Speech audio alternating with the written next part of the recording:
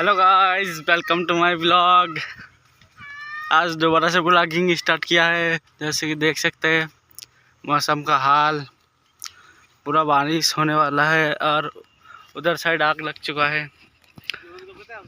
और दोनों भाई देख सकते हैं गाइस, बैठा हुआ है और व्यू चेक करे।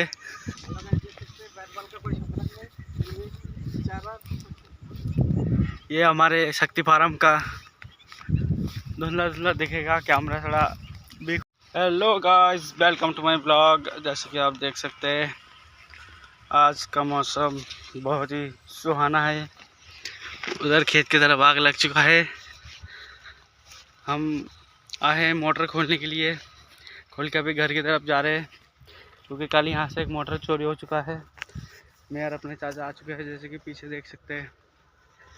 रात का मौसम भी देख सकते हो कितना सुहाना सा है।